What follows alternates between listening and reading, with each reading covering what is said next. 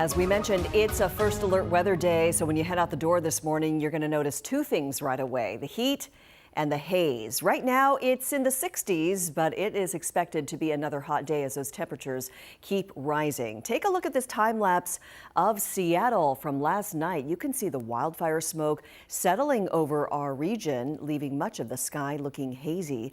In Snohomish County just a week ago, there was a clear view of Whitehorse Mountain in Darrington. Now it is faded behind a thick layer of smoke. This morning, we have First Alert team coverage. King 5's Christian Balderas is in Seattle with the latest on the wildfires and how they're impacting our air quality. But first, let's get to Savannah Welch in Everett, which is just one of many cities under a heat advisory again this morning. Savannah?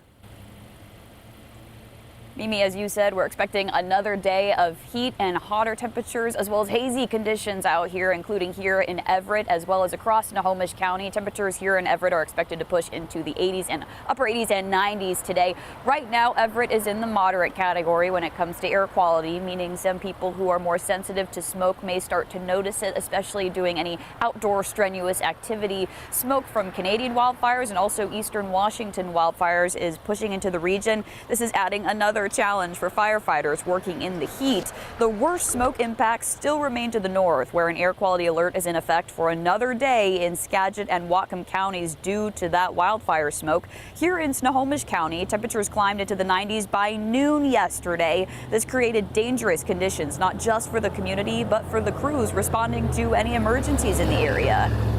Then you're used to being able to come outside and get a little relief. Even stripping down and taking off your jacket and pouring some water on, just the relief isn't there when it's more hot and humid like today.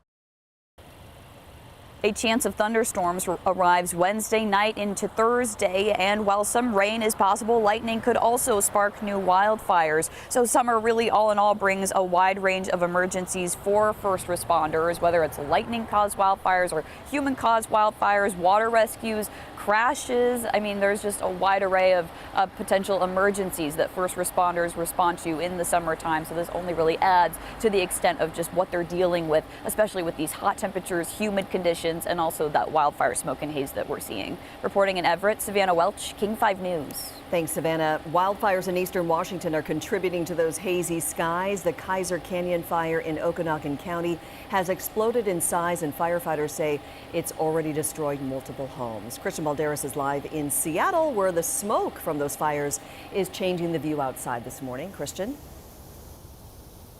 Mimi, good morning. You can really see that the skyline is a bit hazy out here. You also just feel the air is humid and a bit thick. Now, all of the Seattle area has a moderate air quality right now, so those who are unusually sensitive should reconsider prolonged exposure outside and also any strenuous activity.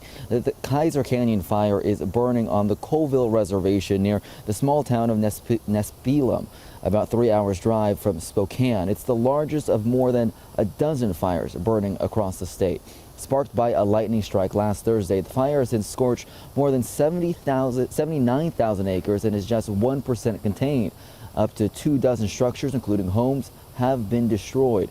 Over 1,000 people have been evacuated and more than 550 personnel are now fighting the fire. We spoke to a couple on a cross-country road trip who were camping in their RV when the fire broke out. It was apocalyptic. It was the densest smoke and falling ash that I had ever seen, and the power had gone out, so we had no access to water if we needed it, and it was just eerily quiet and just and all you could spooky. see, there was so much smoke in the air at that time that literally you couldn't see the campers on the other side of the campground. And the main focus for firefighters fighting that fire in eastern Washington is to protect buildings, but really the weather and terrain is making it difficult. In Seattle, I'm Christian Balderas, King 5 News. Christian, thanks very much.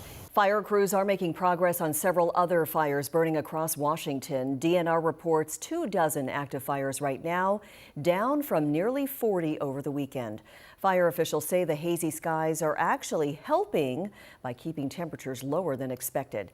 Yesterday, crews were able to reach full containment on 4 fires along the Snake River east of Pasco, including the 33,000-acre Lions Ferry fire.